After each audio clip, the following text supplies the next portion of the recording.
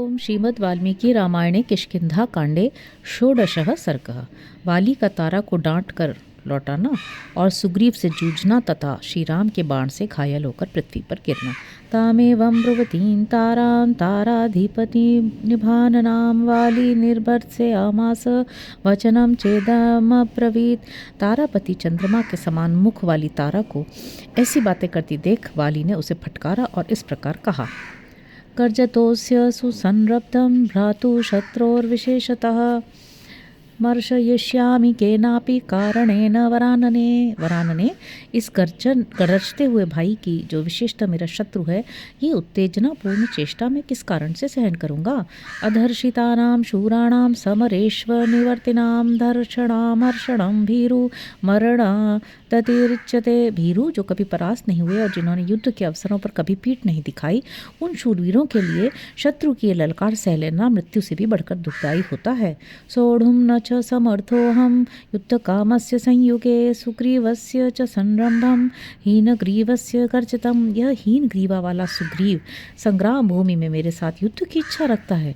मैं इसके रोषावेश और गर्जन तर्जन को सहन करने में असमर्थ हूँ। न च कार्यो विषादस्ते राघवं प्रतिमत्कृते धर्मज्ञश्च कृतज्ञश्च कथम पापम करिष्यति। श्री रामचंद्र जी की यह बात सोचकर भी तुम्हें मेरे लिए विषाद नहीं करना चाहिए, क्योंकि वे धर्म के ज्ञाता तथा कर्तव्य को समझने वाले हैं, अतः पाप कैसे करेंगे।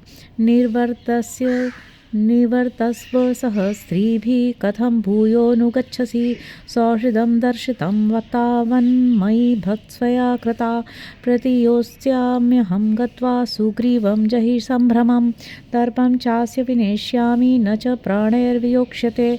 तुम इन स्त्रियों के साथ लौट जाओ, क्यों मेरे पीछे बार बार आ रही हो। तुमने मेरे प्रति अपना स्नेह दिखाया, भक्ति का भी परिचय दे दिया, अब जाओ, घबराहट छोड़ो। मैं आगे बढ़कर सुग्रीव का सामना करूंगा, उसके घमंड को चूर चूर कर डालूंगा, किंतु प्राण नहीं लूंगा। अहम ह्याजी स्थितस्तास्य करिष्यामि यदीप्सितं वृक्षैर्मुष्टिप्रहारैश्च पीडितः प्रतियास्यति। युद्ध के मैदान में खड़े हुए सुग्रीव की जो जो इच्छा है उसे मैं पूर्ण करूंगा। वृक्षों और मुक्कों के मार से पीड़ित होकर वह स्वयं ही भाग जाएगा।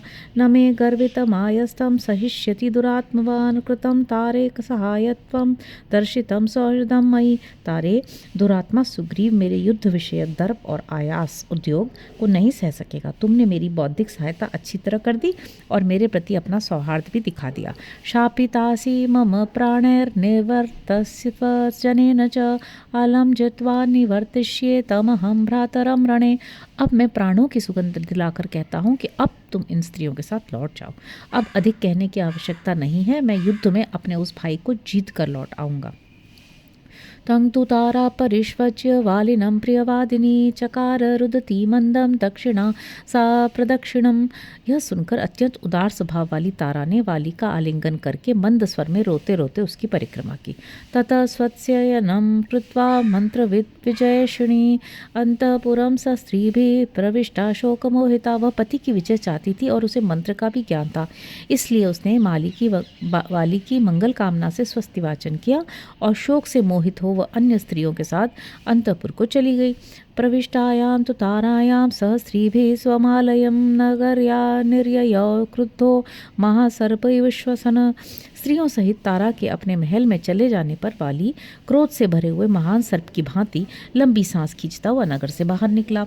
स निश्वस्य महारोषो वाली परम वेगवान सर्वतश्चारणे यनदृष्टिम शत्रुदर्शन कांक्षया। महान रोष से युक्त और अत्यंत वेगशाली वाली लंबी सांस छोड़कर शत्रु को देखने की इच्छा से चारों ओर अपनी दृष्टि दौड़ाने लगा। सददर्श ततः श्रीमान सुग्रीवं हेमपिंगलं सुसंवीतं वष्टब्धं दीप्यमानविमावानलम्। इतने में ही श्रीमान वाली ने सुवर्ण के समान पिंगल वर्ण वाले सुग्रीव को देखा, जो लंगोट बांधकर युद्ध के लिए डटकर खड़े थे और प्रज्वलित अग्नि के समान प्रकाशित हो रहे थे। तं स दृष्ट्वा महाबाहु सुग्रीवं पर्यवस्थितं गाढ़ं परिदधे वासो वाली परमकोपनः। सुग्रीव को खड़ा देख महाबाहु वाली अत्यंत कुपित हो उठा। उसने अपना लंगोट भी दृढ़ता के साथ बांध लिया। स वाली गाढ़ संवीतो मुष्टि मुद्यम्य वीर्यवान सुग्रीवमेवाभिमुखो ययो योद्धुम कृतक्षणः। लंगोट को मजबूती के साथ कसकर पराक्रमी वाली प्रहार का अवसर देखता हुआ मुक्का तानकर सुग्रीव की ओर चला। श्लिष्टम मुष्टिम समुद्यम्य संरब्ध तरमागतः सुग्रीवोपि समुद्दिश्य वालिनम हेममालिनम। सुग्रीव भी सुवर्ण मालाधारी वाली के उद्देश्य से बधा हुआ मुक्का ताने बड़े आवेश के साथ उसकी ओर बढ़े। तं वाली क्रोध तां राक्ष सुग्रीवं रणगोविदम् आपतन्तं महावेगमिदं वचनमब्रवीत्। युद्ध कला के पंडित महावेगशाली सुग्रीव को अपनी ओर आते देख वाली की आंखें क्रोध में लाल हो गई और वो इस प्रकार बोला, एष मुष्टिर्महान् बद्धो गाढ़ सुनियतांगुलिः मया वेग विमुक्तस्ते प्राणानादाय व्यास्यति। सुग्रीव देख ले, ये बड़ा भारी मुक्का खूब कस कर बंधा हुआ है, इसमें सारी अंगुलियां सुनियंत्रित रूप से परस्पर सटी हुई हैं। मेरे द्वारा वेग पूर्वक चलाया हुआ यह मुक्का तेरे प्राण लेकर ही जाएगा। एव मुक्तस्तु सुग्रीव क्रुद्धो वालिनम अब्रवीत् तव चैष हरन् प्राणान् मुष्टि पततु मूर्धनि। वाली के ऐसा कहने पर सुग्रीव क्रोधपूर्वक उससे बोले, मेरा यह मुक्का भी तेरे प्राण लेने के लिए तेरे मस्तक पर गिरे। ताड़िदस्तेन तम क्रुद्ध समभिक्रम्य वेगतः अभवच्छोणि तो नारी सापीडैव पर्वतः। इतने में ही वाली ने वेगपूर्वक आक्रमण करके सुग्रीव पर मुक्के का प्रहार किया। उस चोट से घायल एवं कुपित हुए सुग्रीव झरनों से युक्त पर्वत की भांति मुंह से रक्त वमन करने लगे। सुग्रीवेण तु निशंकम सालमुत्पाट्य तेजसा गात्रेष्वभिहतो वाली वज्रेणेव महागिरिः। तत्पश्चात सुग्रीव ने भी निशंक होकर बलपूर्वक एक साल वृक्ष को उखाड़ लिया और उसे वाली के शरीर पर दे मारा, मानो इंद्र ने किसी विशाल पर्वत पर वज्र का प्रहार किया हो। सतु वृक्षेण निर्भग्न सालताडन विफलः गुरुभार भराक्रांता नौसार्थेव सागरे। उस वृक्ष की चोट से वाली के शरीर में घाव हो गया। उस आघात से विफल हुआ वाली व्यापारियों के समूह के चढ़ने से भारी भार के द्वारा दबकर समुद्र में डगमगाती हुई नौका के समान कांपने लगा। तौ भीम बल विक्रांतौ सुपर्ण समवेगितौ प्रवृद्धौ घोरव पुष्यौ चंद्र सूर्याविवांबरे। उन दोनों भाइयों का बल और पराक्रम भयंकर था।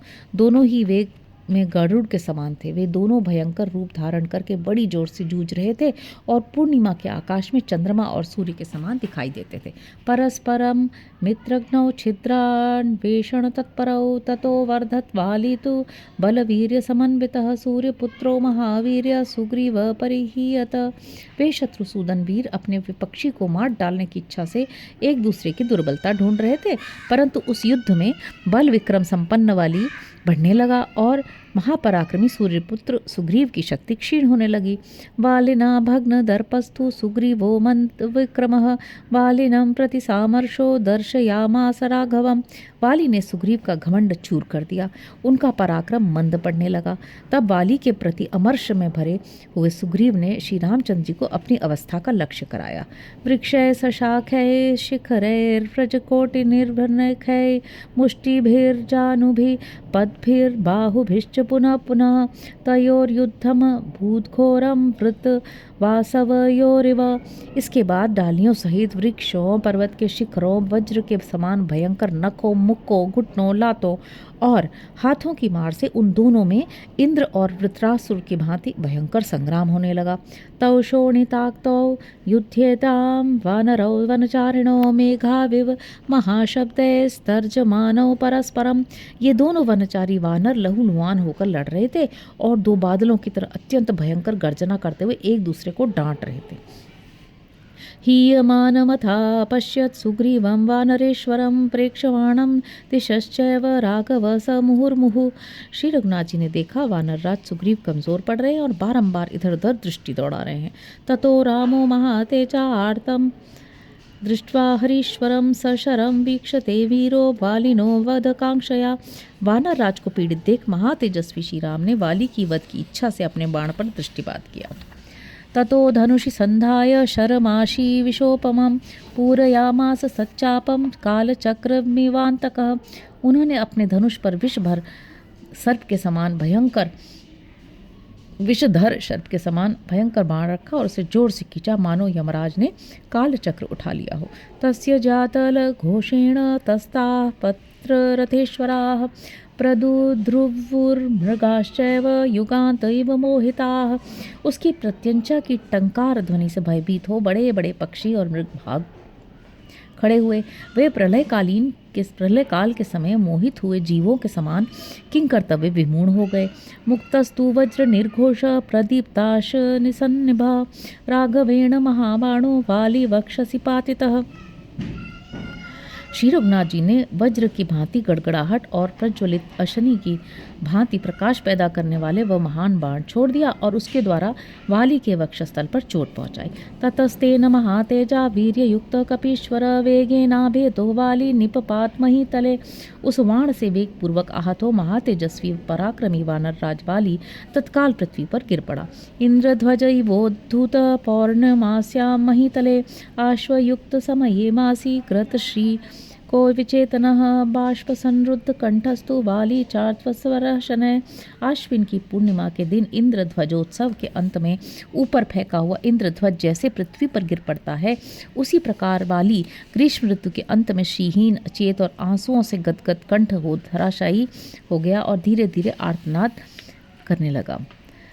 नरोत्तम कालयुगान्तकोपमं शरोत्तमं काञ्चनरूप्य भूषितं ससर्ज दीप्तं तममित्रमर्दनं सधूममग्निं मुखतो यथा हर। श्री राम का वह उत्तम बाण युगांत काल के समान भयंकर तथा सोने चांदी से विभूषित था। पूर्व काल में महादेव जी ने जैसे अपने मुख से शत्रुभूत कामदेव का नाश करने के लिए धूमयुक्त अग्नि की सृष्टि की थी, उसी प्रकार पुरुषोत्तम श्री राम ने सुग्रीव शत्रुवाली का मर्दन करने के लिए उस प्रज्वलित बाण को छोड़ा था। अथोषिक्त शोणित तोय विस्रवय सुपुष्पिता शोकैवानिलोद्धतः विचेतनो वा सबसूनुराभवे प्रभंषि तेन्द्रध्वजवत् क्षितिम गतः। इंद्र कुमार वाली के शरीर से पानी के समान रक्त की धारा बहने लगी। वह उससे नहा गया और अचेत हो वायु के उखाड़े हुए पुष्पित अशोक वृक्ष एवं आकाश से नीचे गिरे हुए इंद्रध्वज के समान समरांगण में पृथ्वी पर गिर पड़ा। इतिहासे श्रीमद् रामायणे वाल्मीकि आदि काव्ये किष्किंधा कांडे षोडशः सर्ग। इस प्रकार श्री वाल्मीकि निर्मित आर्ष रामायण आदि काव्य के किष्किंधा कांड में 16वां सर्ग पूरा हुआ। हरि ओम।